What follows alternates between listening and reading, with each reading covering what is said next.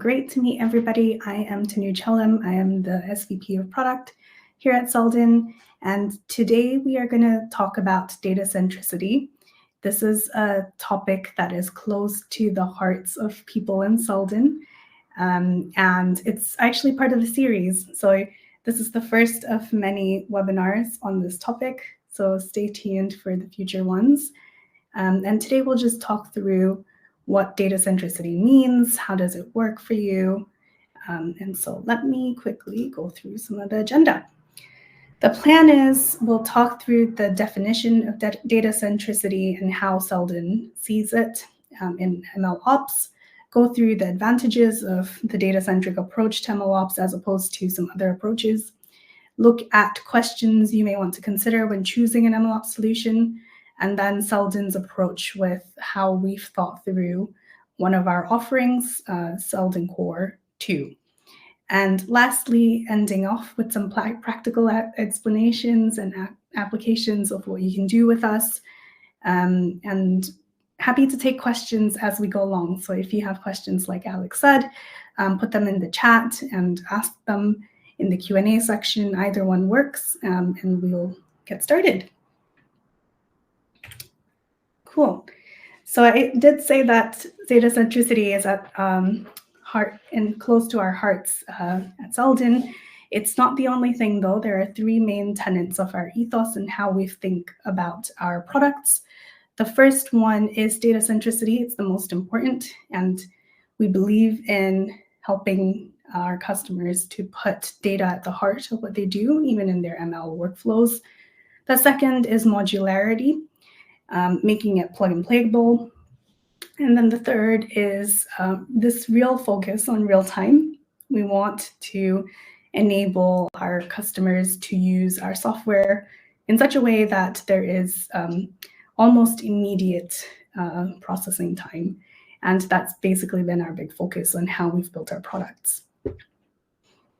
All right. So let's start with defining what is data centricity and what is the alternate approach. So really there are two big main approaches that you see in the MLOps world. One is the model-centric approach, and the other is the data-centric approach.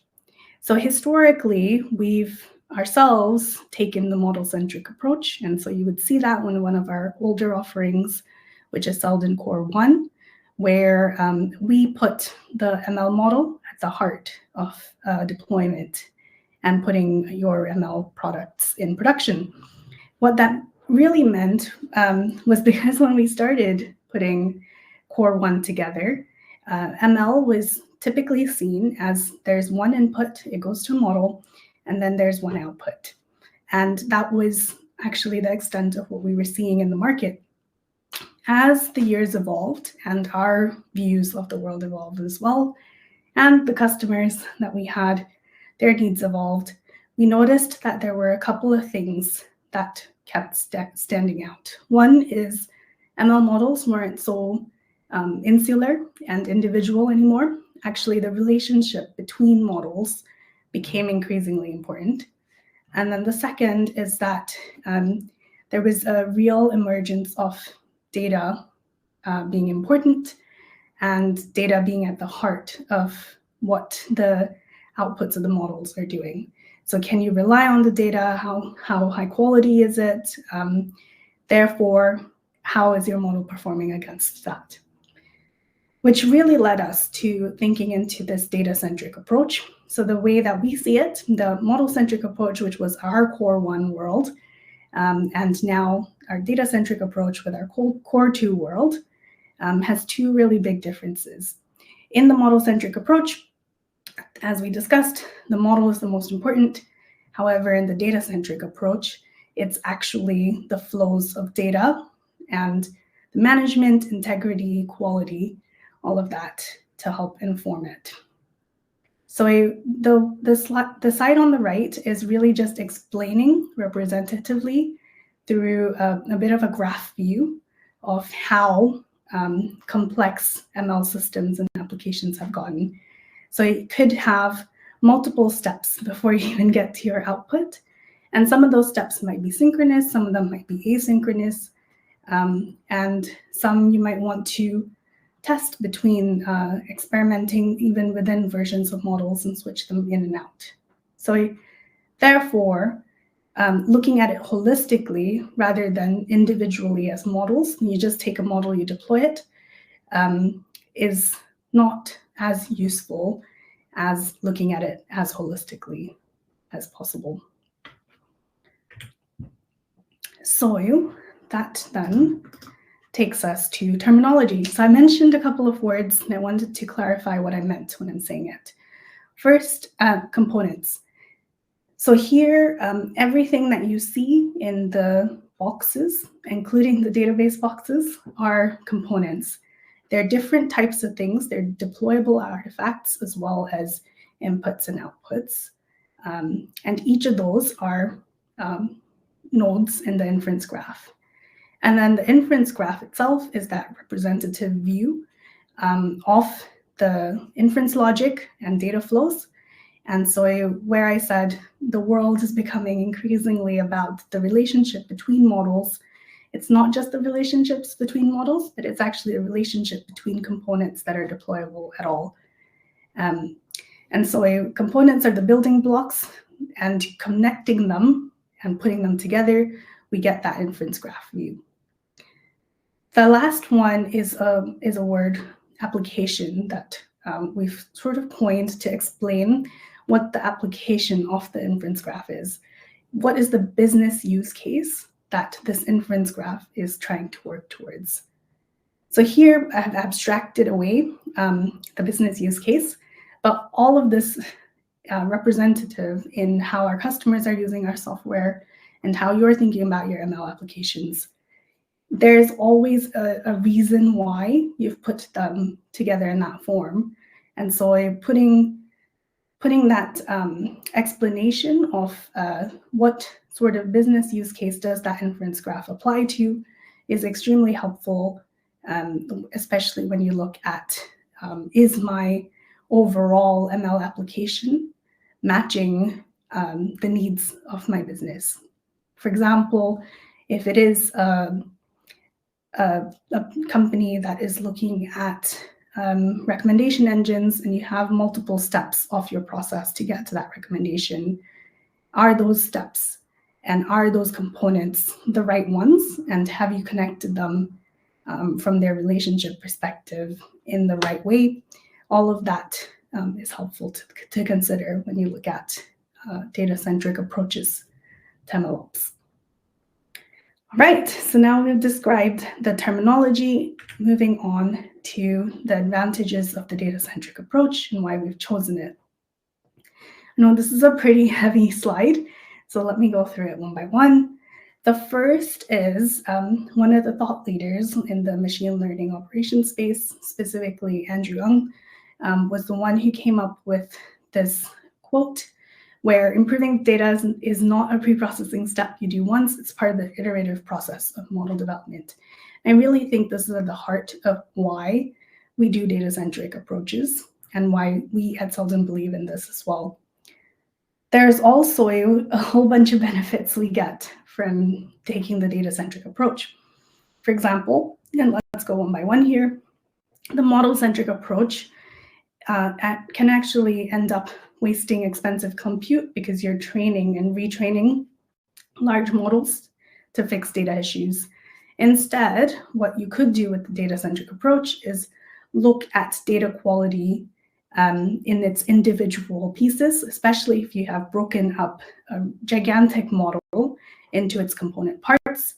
You can actually be adjusting those component parts instead, and therefore not retraining the entire model and reducing overfitting issues when you're looking at making your models more qualitatively better.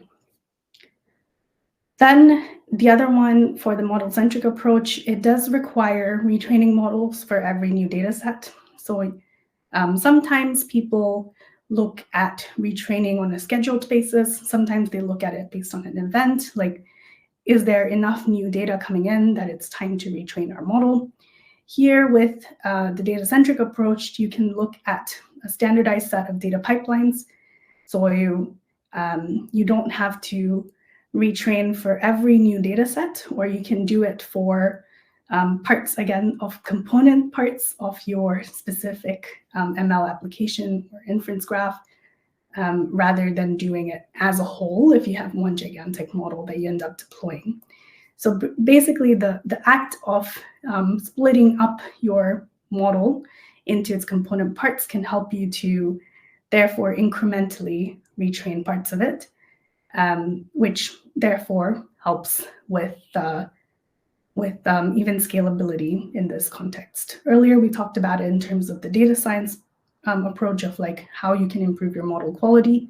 This one is looking at scalability. So if you're scaling the same type of data applies to multiple business units or use cases or teams, then you can make sure you have a standardized data pipeline, and that data is coming in through to different parts of your applications and inference graphs.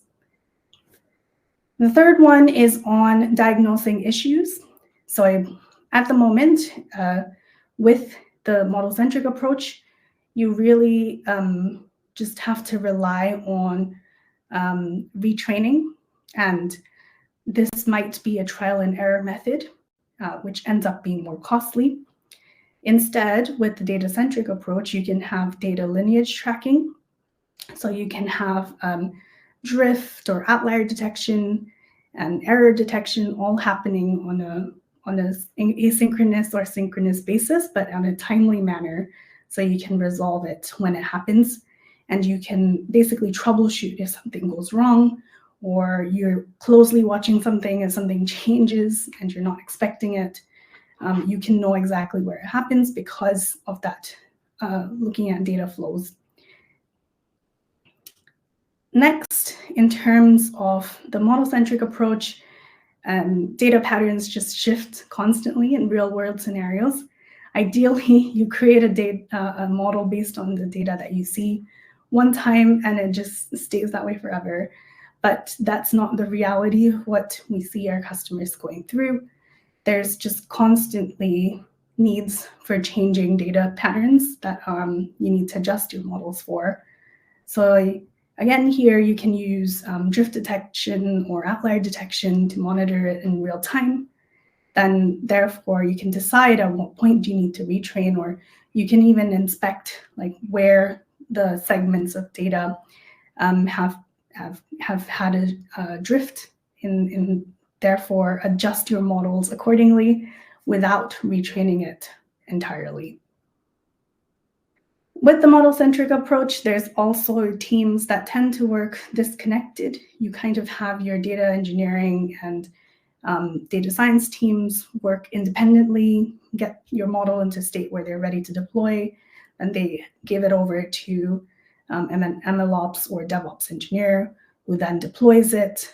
But then you then have to work back again to constantly retrain. With the data-centric approach, because you have a lot more standardization on data pipelining and also how your models are put into production, it does mean that there's a lot more consistency across ML applications. And so while the multiple personas do still have to work with each other, there is a lot more consistency in how these things are specified, how they're standardized, and you get to decide and set that up. It's not decided essentially by the system, but it does provide you a way to manage that within your company. Then the model-centric approach doesn't give you visibility in how data is processed. So sometimes it is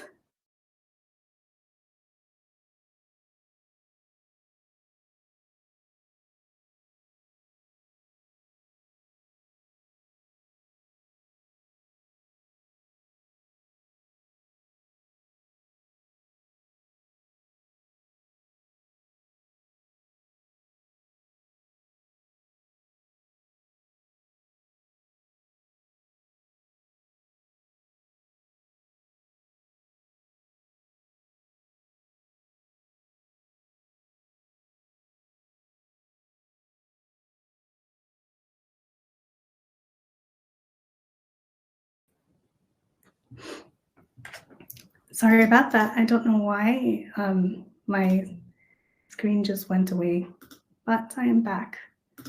And I know I was talking through some of these approaches and the advantages and disadvantages. I just talked through how there's no visibility into how data is processed. So let me just wrap that thought up and continue from there. So no visibility on how data is processed because it's not looking at the data at all. In the model-centric approach, you basically just put your model to deploy and left it there. And so what happens before with the inputs coming in as well as the outputs going out is not really looked at very closely. Instead, with the data-centric approach, you would want to track every stage of the data movement. That can increase transparency and trust yourselves in your system, but also from your stakeholders in the business. The other thing with the model-centric approach is making sure to optimize your models. Over-optimizing for tiny accuracy actually comes at a high cost. This is sort of the overfitting problem that we talked through at the start. Especially when you have bigger models, you actually have to be careful how often you retrain and how much you are trying to overfit your models to your data.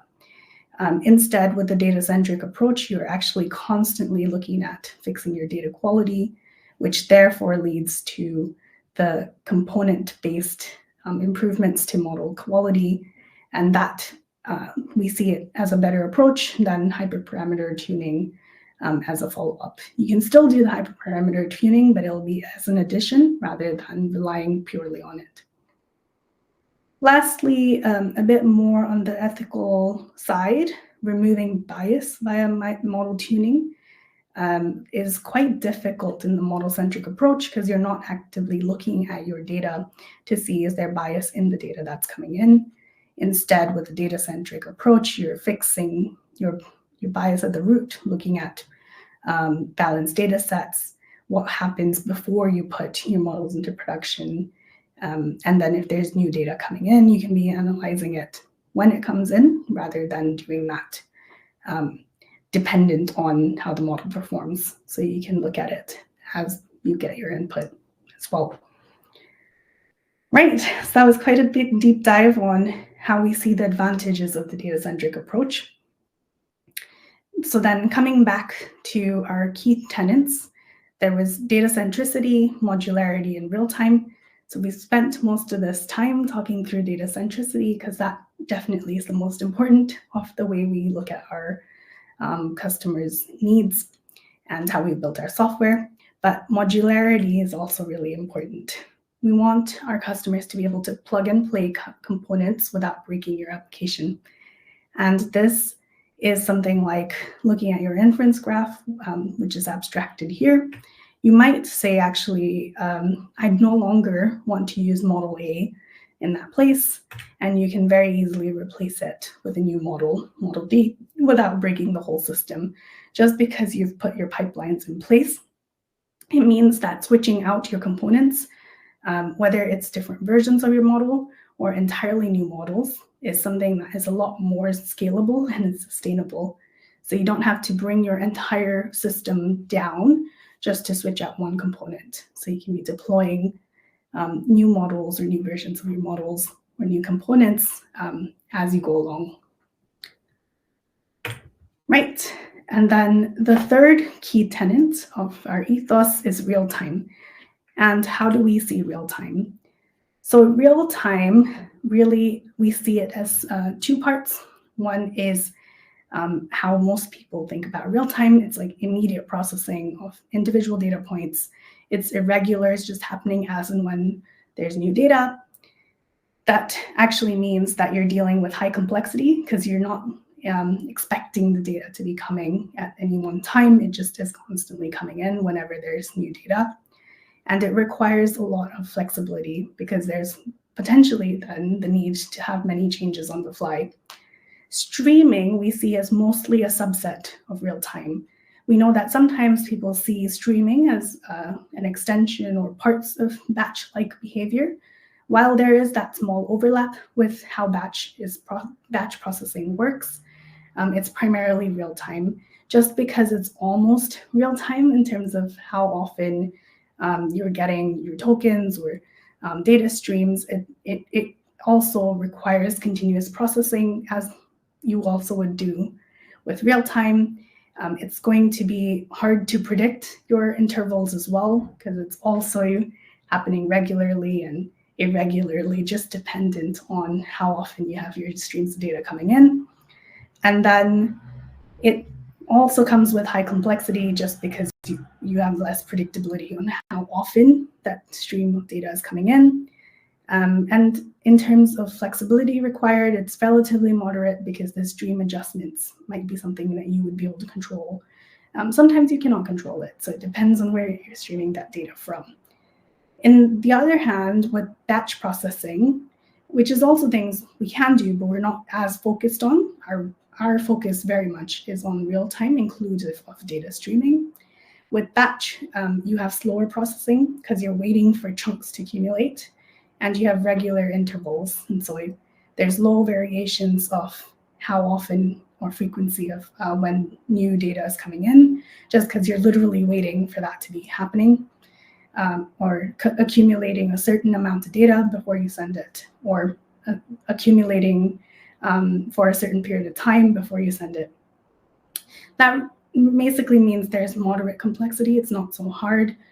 You can kind of predict when you're going to have that batch processing requirements, and they're just low changes needed when batch finishes, just because of the nature of batch processing.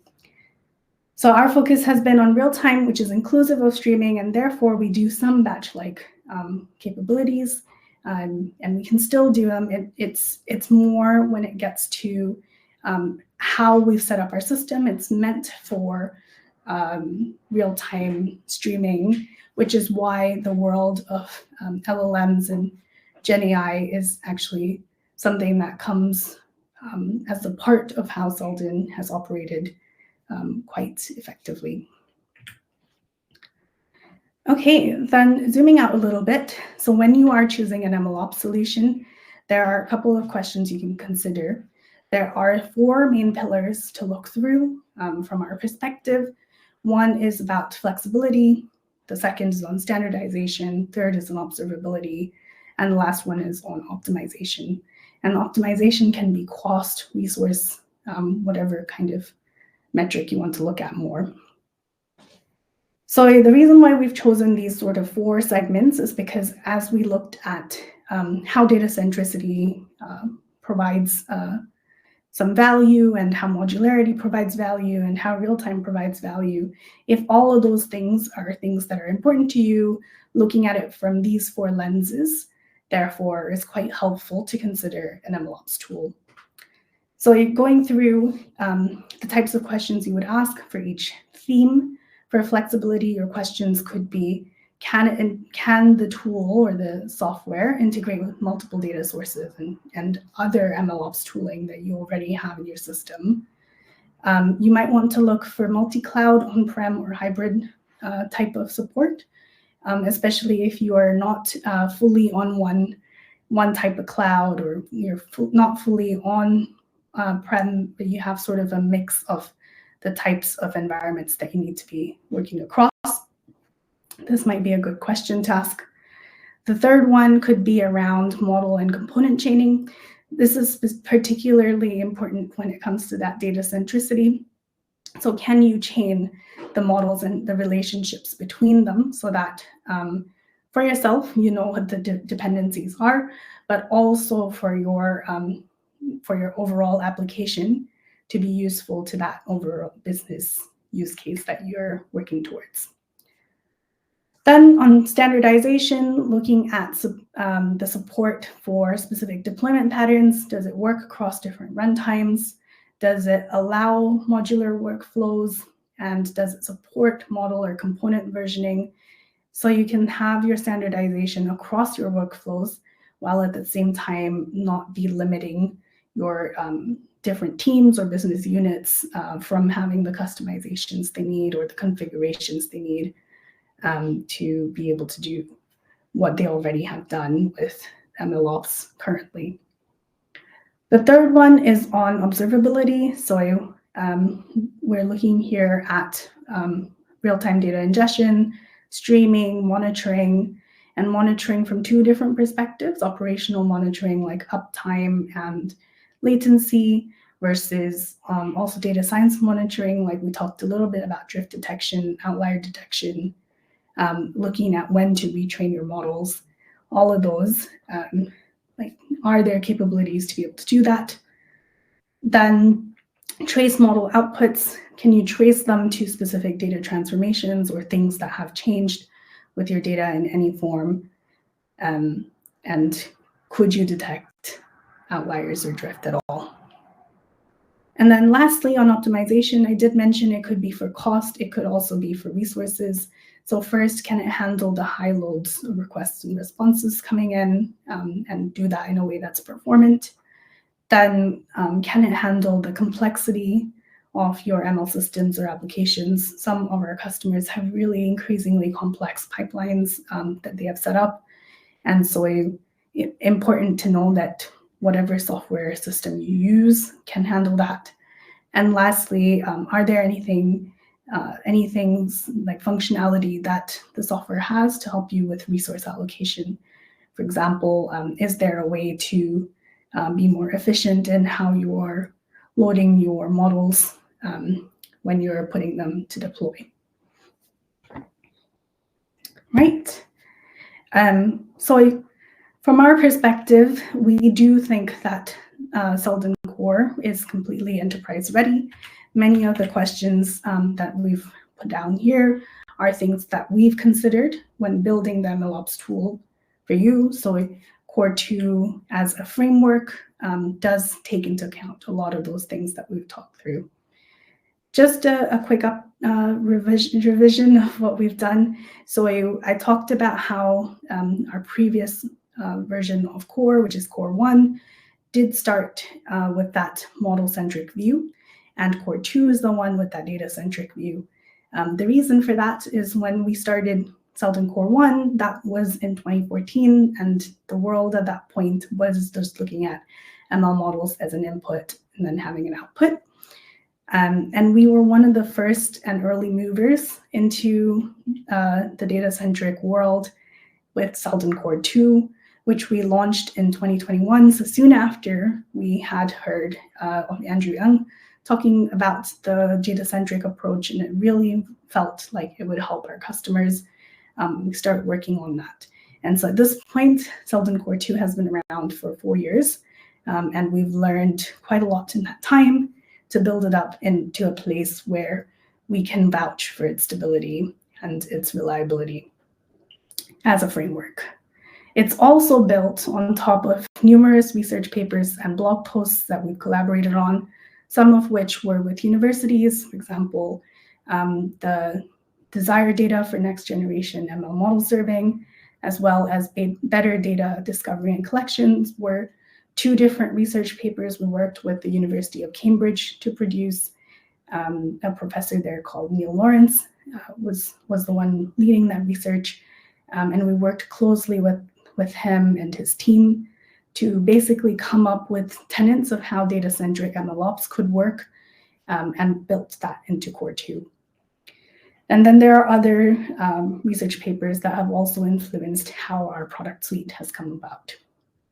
And more broadly, we are actively trusted by leading AI and ML teams.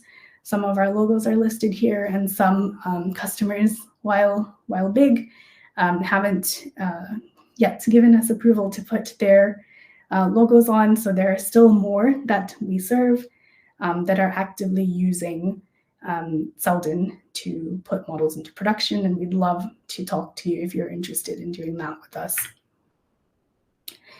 And therefore, coming to what Seldon does and how we see the work that we do, we really want to help you take control of complexity, especially as your ML models and ML systems become increasingly complex. you can use us to manage production-ready models at scale for real-time use cases. So there are 4 main pillars as we talk through: flexibility, standardization, observability, and optimization are really important, with the 3 types of tenets of our ethos that we talked through, and worth you considering if this is important to you. If any of these are important to you, we can help you with our solutions that we have.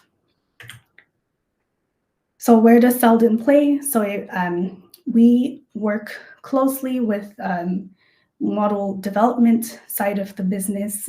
We Seldon do not have model development functionality, but in terms of the runtimes that we work with, the amount of custom bring your own models that we can work with, that is limitless. We basically integrate with almost every model deployment tool that you might be using, or even if you're building in-house, we've built it in a way that it's agnostic to that. And we ourselves focus on what we consider the model deployment side of the business. So when you're looking at MLOps, you create your ML model, and what are the steps to create your model are all the development side of things, and then what are the steps to deploy your model and use them in production are all the right-hand side of things that we work on. And therefore, if we look at our product suite, you will see that Seldon Core is at the heart of what we do. It is our orchestration and scaling framework. Within that, we have ML Server, which has deployment runtimes that you can use. There are some prepackaged ones, but you can also bring your own custom models and deploy with ML Server.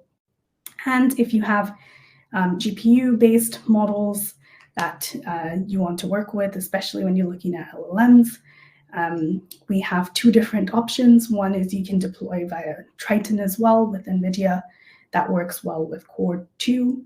And at the same time, we also have our LLM module, which provides a set of prepackaged GenAI runtimes with additional functionality around managing specifically LLMs, GenAI, and foundational models in production in your systems. Another module we have is the Model Performance Metrics module, and this is to help you with model quality monitoring. So for classification models, for example, looking at accuracy, precision, recall, that kind of metrics to help you make sure that your models are reliable and you can match up that your data quality is resulting in good quality models as well. Then we have 2 other modules. One is the Alibi Detect module, which is for you to configure drift and outlier detectors, and the other explainability, Alibi Explain. So you can put explainers to explain the requests that have come in and understand the response that your model has created for that request. Our approach with Seldon Core 2 really focuses on putting our pipelines, the data pipelines, at the heart of how Core operates. And it's built on top of Kafka with topics for pipeline, model input and output management, and error management. So if there's anything wrong with it, we talked about how a data-centric approach can help you troubleshoot and fix it very quickly. The reason for choosing Kafka in our system is because we wanted to make sure we could accommodate bursty traffic, that you could dynamically add new pipeline nodes. So we talked about switching out components or models without affecting your overall ML system. That's that one. And therefore continuing to be managing that more effectively. Reproducibility, so that if you're training your model or retraining your model, that you can look at what's happened within it. That ties really closely with audit, so you can keep track of what's happened within your ML application.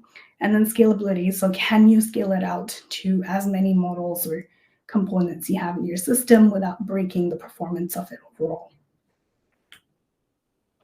And then lastly, when we look at how we can help you with Core 2 to deploy, manage, and scale your real-time ML applications in production, there are 3 four main features to talk through.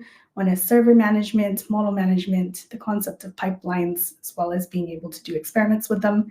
If you're interested in learning more, one of the PMs on my team is going to be going through Core 2 in a lot more detail next month, so watch for that.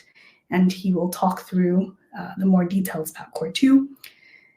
All of the way that we've built Core 2 is also kept in mind the needs for customers to be able to auto-scale, manage across cloud and on-prem environments. Basically, we're agnostic to where your environments are, so you can mix and match them as you will. Support for local deployments as well as on-prem and cloud, especially if you're trying to test something out locally before you put it into production. We have support for that too. And lastly, service mesh agnostic. So if you're using that to configure across multiple systems in your DevOps pipelines, you can use whatever you're currently using with Core 2. Core is built on top of using Kubernetes, so it benefits from all of that. And we talked about how it's closely interconnected with Kafka for pipelining. So if you really want to leverage the benefits of data-centricity, Kubernetes, Kafka, and Core is all you need to be able to run Core in production to help you with that. With practical examples, one example that we can talk through here is, imagine you're working for a company that is allocating drivers and to pick up customers in cars, and figuring out what's the price to allocate for that particular drive. It sounds like it would be very simple, but actually it involves so many different steps, and this is already a simplified view of what could be happening. So you could be starting with looking at map data and matching it up with real-time traffic. It goes through a routing engine and decides, like, does it need to get additional model information? Like, are there additional parameters like weather or temporal, spatial metrics to be looking at? And if it is, especially like if it's raining, we typically see price, the cost going down, or sorry, cost going up for your rides. So bringing that into your logic, and then having the custom logic to therefore match it up with which model, which driver will pick you up, and that's based on availability of drivers and which driver is willing to drive to pick up the customer and drive them to that end location in a generic way, as well as the price allocation. So there are lots of different deployable components in here to build that overall ML application that you could be looking at. And the relationship and the data flows between them are increasingly important. So if there's something wrong with it, you can immediately start to troubleshoot. So just a quick quote, Seldon has made a huge difference to how we scale and deploy our inference ecosystem. This was by one of our customers who really used Seldon to put their models into production and were able to have observability in place with how we've built our systems. So that takes us basically to the end of this webinar. If you have questions that you haven't already asked in the chat, please feel free to put them in. But there are quite a few next steps to look into. First, if you want to learn more, we have the webinar coming up again in a month's time on the details of how to use the data-centric approach we've talked through today with Core 2, and talking about Core 2 in more detail that Paul will be going through. Then you can always reach out to us to book in a call and speak with us. You can try out Core 2 yourself. Look us up on GitHub. Core 2 is source available, and so you can look at trying it out by yourself. As long as you don't put it into production, you can try that as much as you'd like, and reach out to us when you do put your models into production. And lastly, we do have our Slack channel. We'd love to keep in touch with you. So come join us there. If you don't know how to get in touch about any of these things, let us know. And I know that Alex will also be sending links and resources at the end of this webinar. So thank you for joining. That's all I had for today. Are there any specific questions I can help answer?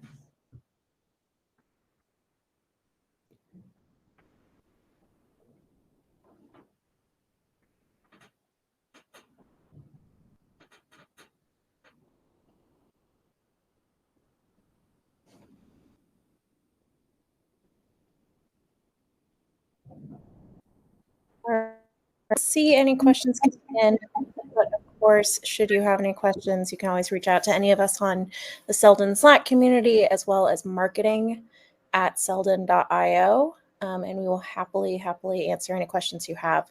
So with that, thank you so much for joining. The recording will be live at the end of the week or the beginning of next week. And yeah, I'm wishing you all a wonderful rest of your day and weekend. Great. Thanks, everybody. And thanks, Alex. See you later.